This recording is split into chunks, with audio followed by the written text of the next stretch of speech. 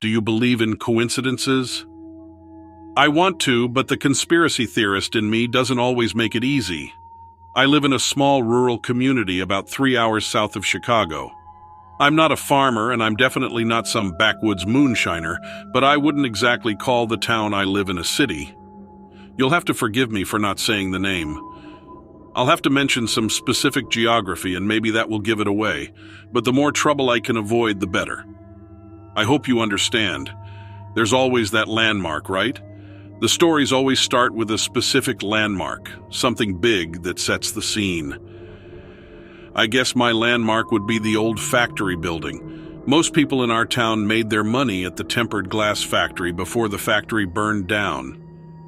Now the bones of the factory stand in place like a beached whale falling apart in the sun. Around that building sits the rest of the town.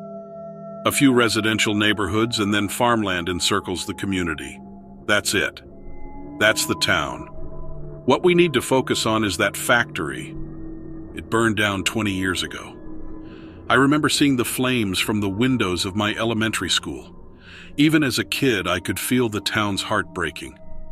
I'm not sure why they didn't rebuild. I'm not sure why the remains of the structure were never demolished. I know if you asked somebody who was around back then, though, they'd say it was because of the creature. For a week leading up to the accident, people were talking about a great bird that they'd seen passing over the farmland. It took a while for the sightings to feel credible since the thing was appearing over the less populated areas first, but most of the town arrived at the same conclusion by the week's end. Eagles and vultures were the most popular theories, a genetic anomaly that had doubled or tripled the animal's usual size. Some said they'd seen it snatch a cow from their neighbor's fields. It was hard to believe that story since the neighbor in question never shared the story himself. Plenty of folks, young and old, saw the thing in the sky. I remember laying in circles on the playground, all of my friends beside me, just waiting for a chance to spot our weird animal. Everybody forgot about the bird after the factory. A few parents never came home to their families that day. The loss of life was far more significant than some bird. Never saw the bird again either. Fast forward 20 years, and here we are, except for the coincidence. I work at the local paper. Nobody reads it, I know, but I get paid to write specials every once in a while. 3 months ago, I was researching the conditions that led to the factory fire for a piece that we planned to run on the tragedy's anniversary. There were some reports of misconduct, poor working conditions, and predictable things that could lead to an accident. As I was sorting through the old headlines, though, I came across some reports of our old bird. There was a descriptor in there. I'll repeat it now. I thought there was a horse on my roof, up there stomping around. I ran outside to get a look, and that was when I saw it. Those weren't hooves on my rooftop, they were wing beats. Up on my roof was a giant man with wings covered in black fur. His head turned with the flickering movement of an insect, and his red eyes locked on mine. There's more. Those were the important parts. What are the odds that while I was researching the factory, I'd come across the one report from town that didn't describe the old creature as a bird? Whatever this person described, it definitely wasn't a vulture. I tried to track down the witness. They died a few days after the fire in an unrelated accident. No surviving relatives. I thought maybe talking to another witness might get me some answers. I was fixated on this thing, you know. Remembering the mysterious beast from my youth was a lot more exciting than a retread through our small town's tragic history. There were 13 witnesses whose names I could track down in the library's records. Of those 13, none were still among the living. A handful of them died in the fire itself. Then there was a car accident, a malfunctioning piece of heavy farming equipment, a drowning. The list went on and got increasingly more uncomfortable. How was it possible that everyone who saw the beast was dead? What are the odds that 1 week after the first sighting, our factory would burn down? And now here I am, looking into the factory itself and coming back across reports of the monster. That's what it is, I think. It has to be a monster of some kind, and it has to be connected to the fire. Here's my problem. There are gaps where there should be details, and I want to fill them in. But would hunting for those answers draw me into the creature's path? If it's still out there, and I see it, is my name the next on this list? I can't bring myself to look up anymore, not when it might be there.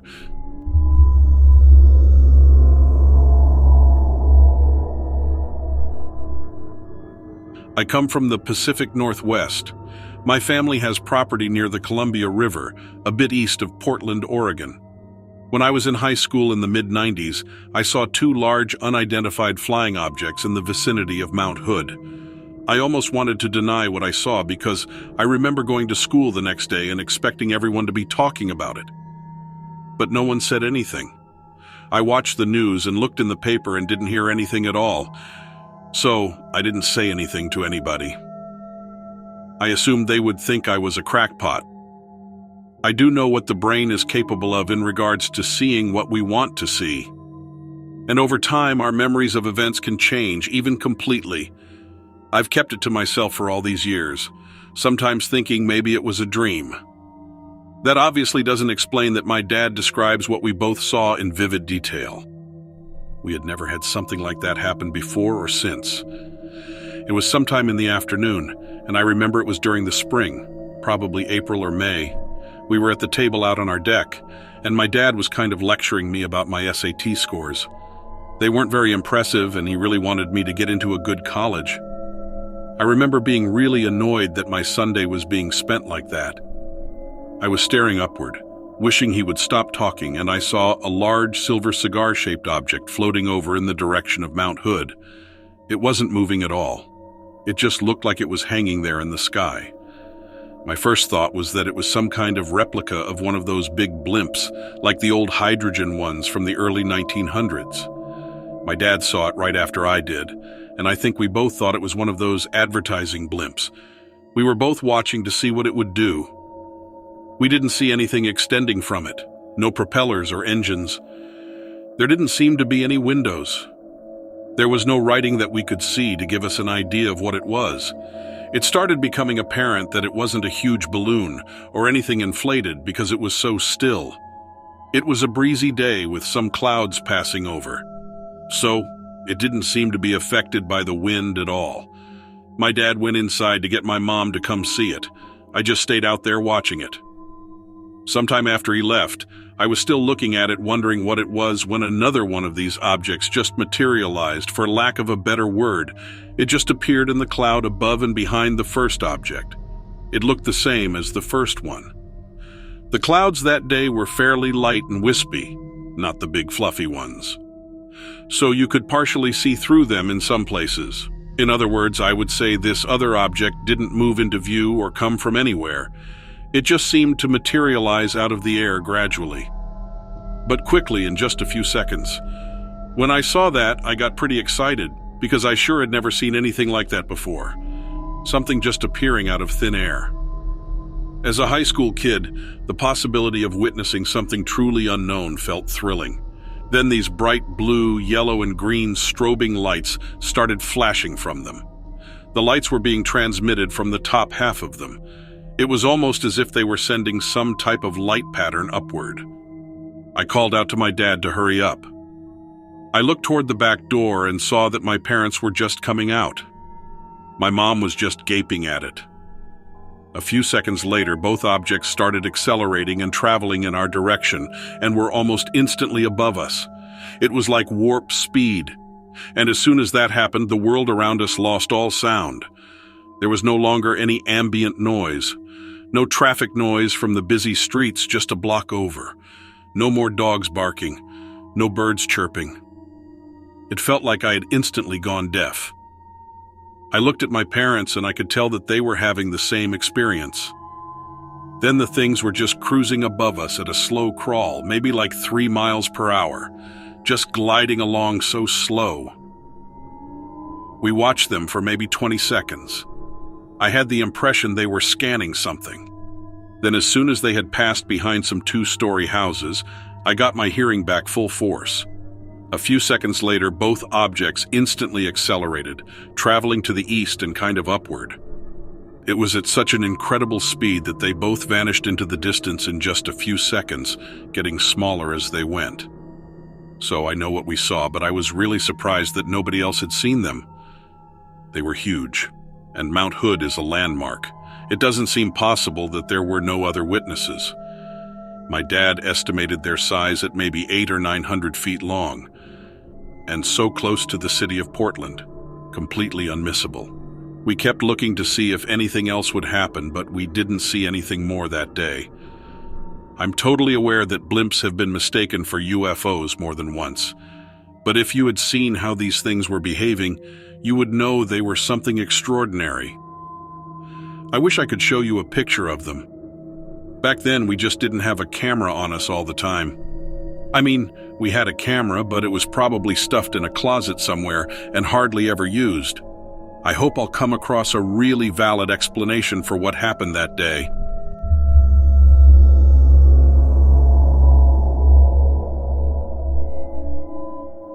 I had this experience when I was a kid has always really haunted me, because nothing about it made any sense. I grew up in rural Illinois, so I had always been used to country life. But when I was a teenager, I went to house sit for my grandparents. They lived in the middle of nowhere, Illinois. It was at least an hour away from anyone I knew. I wasn't all that excited about being alone, but the money was good, and I had actually begged them to let me do it. When I got there, I got the house all locked up and the curtains closed so that I'd feel secure in that remote location. All there was to see in any direction was corn, pretty much.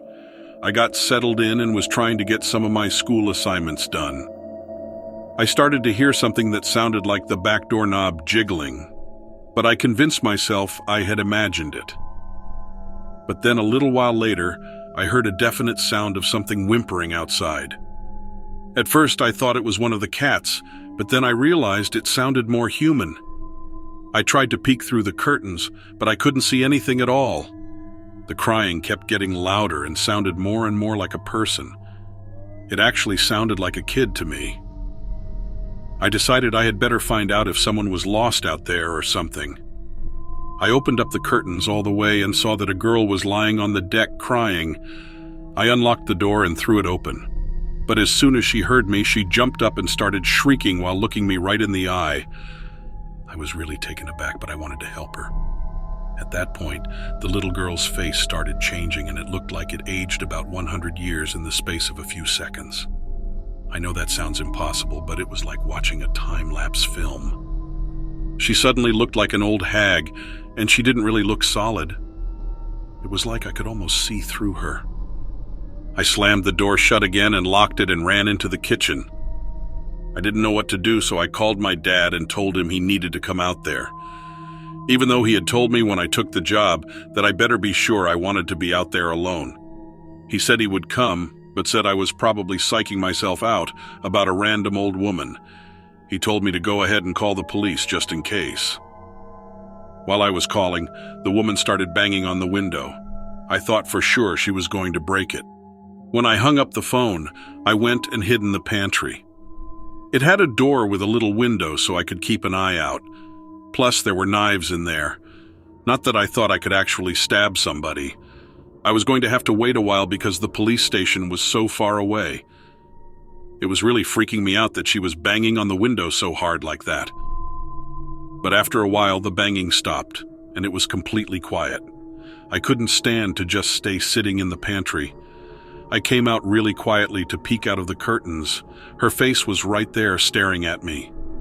But it was the face of a little girl again. She gave me this bizarre grin, then she turned and climbed up on the deck railing and jumped off. I screamed and ran outside. It was about 15 feet to the ground. But when I looked over, there was nothing there. And there was no sound of crying or screaming either. Eventually, a police officer showed up, but he didn't seem to take me very seriously. I mean, I'm sure the story I was telling sounded really out there. He did about a 10-minute sweep of the property and said he couldn't find any threat. It was a big farm with outbuildings and acres of corn, and he barely shone his flashlight around a few of the closer sheds. At least he agreed to stay with me until my dad got there. By the time my dad showed up, it was getting pretty late. He turned all the floodlights on outside and told me to go inside and try to relax. He was going to sit out on the deck with his shotgun. As soon as I got to the bedroom, this ungodly wailing started sounding from the cornfields. I ran back out, and me and my dad were looking out over the railing. I looked down where the girl had jumped and saw a dark stain on the ground. It hadn't been there when I had looked before. When we went down and looked at it, it was just a wet patch of dirt.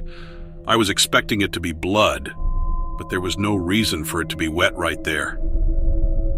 It was all totally inexplicable. The wailing just stopped. By then, my dad and I were both so jumpy, we both stayed out there watching until sunrise. In the morning, we looked through all of the buildings and found no sign of anyone. There was no sign of the woman ever again, but she had absolutely terrified me. There were no missing persons reports or anything. I was so traumatized after that. I couldn't rationalize why such a freakish thing had to happen right when I was by myself out there. For a long time afterward, I hated being alone, and I couldn't stop thinking about that apparition, or whatever it was. I just wanted things to make sense.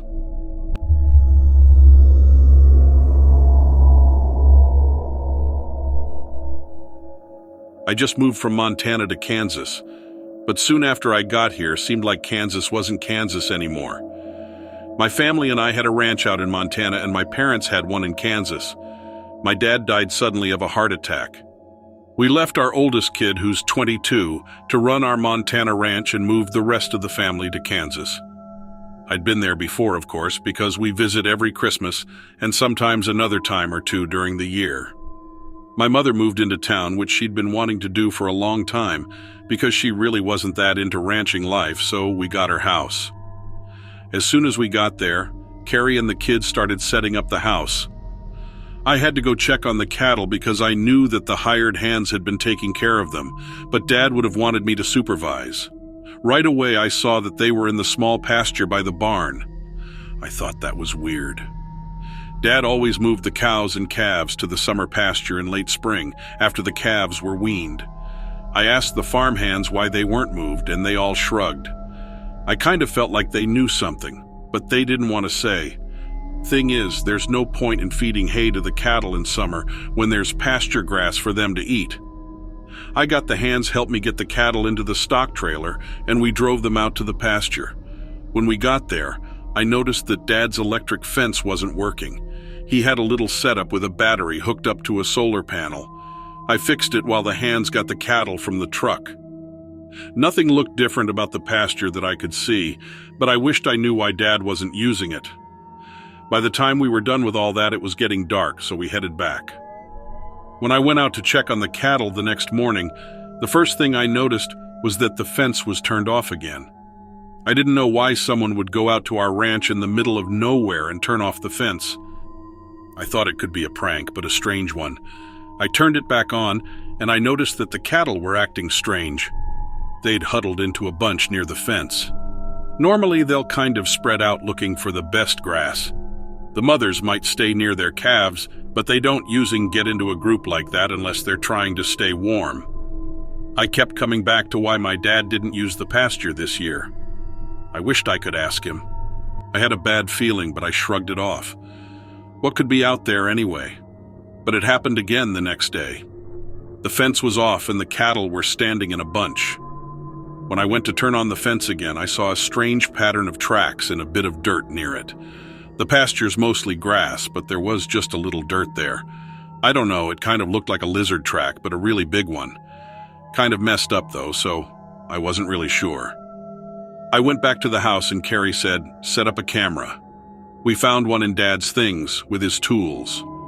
Somehow I wasn't surprised, and it occurred to me that I might find the same thing he had. I really wished I could just talk to him.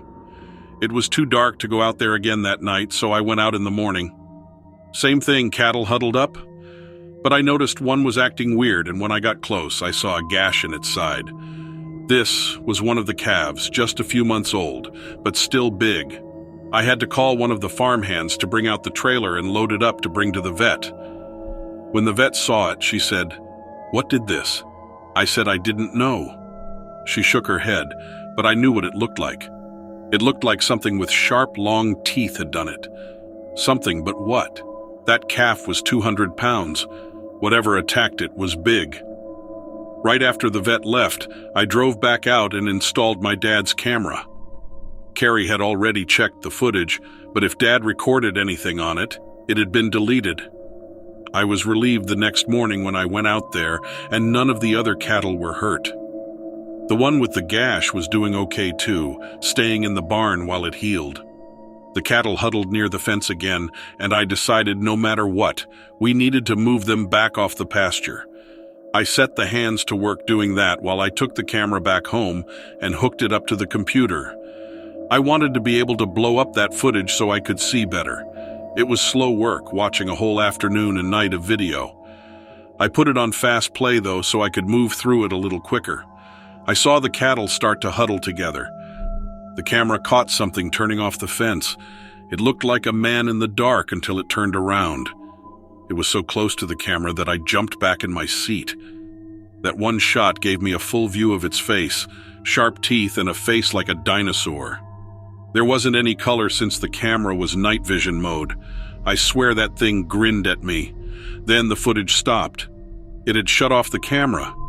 It was reptilian. I'm sure of it.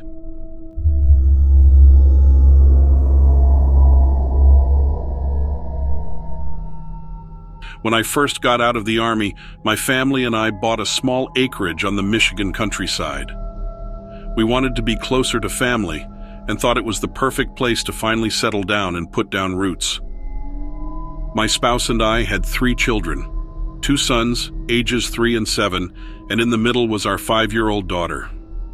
They were tickled to death to be able to live in such a big house with so much room to run, and there were virtually no predators or things we needed to be afraid of out there. Aside from a few wolves, which generally kept their distance from homes, we didn't have any venomous snakes or anything else in the area to be scared of, so the kids were free to run in and out of the yard as much as they wanted.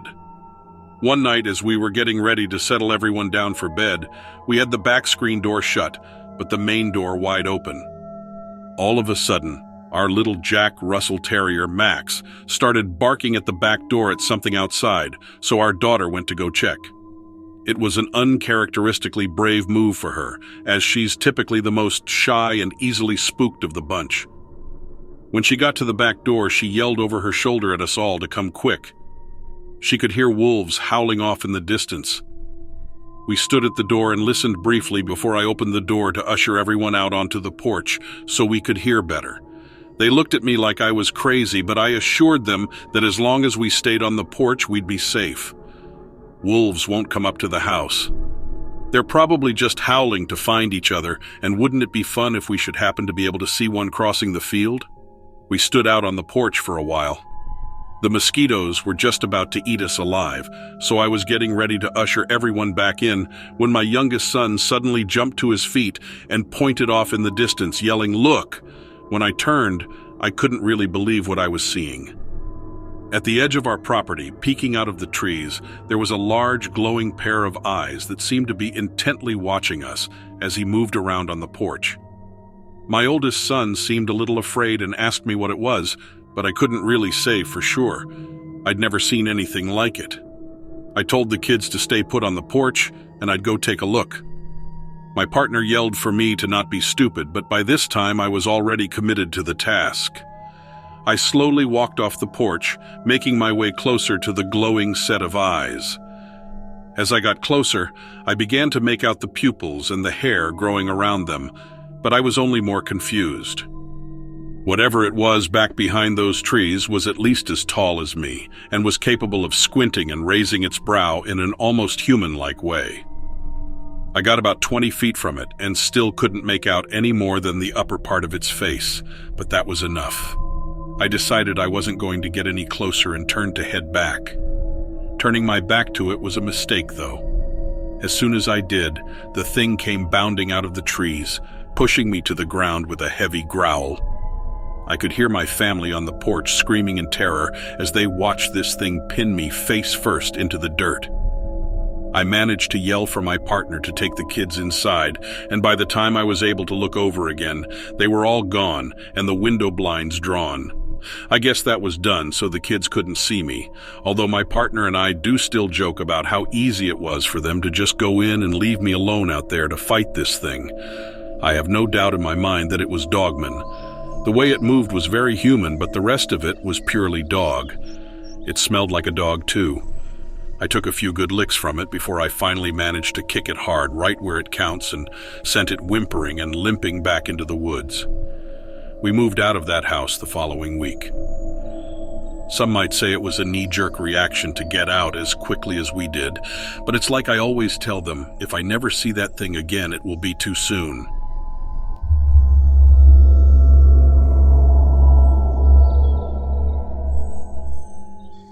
It's become clear to me that the end of days is upon us. I have committed many sins in my lifetime, and I pray I will be forgiven. I feel I was given a glimpse into what lies ahead for those of us who remain unrepentant. I was on my aunt's property in rural Pennsylvania shortly after her death. I was the executor of her will, and I had not been to her house in a very long time. Being inside the house had left me feeling overwhelmed with the task of cataloging her possessions, so I decided to wander around the property for a few minutes to clear my head and restore my spirit. It's an old house, built around 1900, and a rather large property. It used to have multiple houses and barns back in the day when families all lived clustered together. Most of these buildings have tumbled down, and a lot of the lumber has been removed, leaving the landscape dotted with stone chimneys and old wells. It was here that I had been shown what my fate would be. As I was walking through the fields, I heard a screech come from the east, an ungodly sound like nothing I've ever heard before. It echoed through the air, causing several crows in the yard to take flight. When I looked in that direction, I saw an old well, so I walked over to it, totally unsuspecting of what it contained. The well was formed with fieldstone, not brick. That's how old it was. The mortar holding it together was crumbling away. As I grew nearer, a strong smell of sulfur filled the air, and now I understand why. But at the time, I just thought it was a natural occurrence of some sort, the earth releasing gases from what seemed to be a dry well. I stepped to the edge and peered into the well, and my heart almost stopped. Among the debris that had been tossed inside, there was a creature perched on a piece of timber that was lodged between the stones, about 15 feet down. It was the most horrific sight I've ever witnessed, and I'm convinced it was one of the devil's minions. It was holding a large bird, maybe a hawk with taloned claws, and ripping at its flesh with its teeth, gobbling it up while the poor thing still twitched. The creature had a horse's skull for a head, but the appearance of a small dragon. It crouched on hind legs. Black wings sprouted from its back, though they were folded down. It looked up at me in that instant, and its eyes were glowing red coals. I could see evil in its face. I backed up slowly, my feet barely able to move. I was in so much shock and horror at the sight. I clutched the cross around my neck and called upon Jesus to save me. Then I heard a most terrible rustling of wings, and I knew the thing was coming up after me. I turned and ran as fast as I could for the old farmhouse. I could hear it in the air behind me. It hissed as it dove down near to my head, and I cried out in terror, feeling the whoosh of air as it almost managed to nab me. I was panting out the Lord's Prayer as I ran up the steps and in through the door, slamming it behind me. My heart was beating so fast I thought I'd have a heart attack. Then I remembered the back door was where I'd gone out, and I'd left it with just the screen door shut. As wickedly sharp as the talons of that beast appeared, I knew it would have no trouble ripping the screen apart in order to get to me. I ran through the living room and kitchen and slammed the back door shut, locking it. I looked out the windows but couldn't see it anywhere.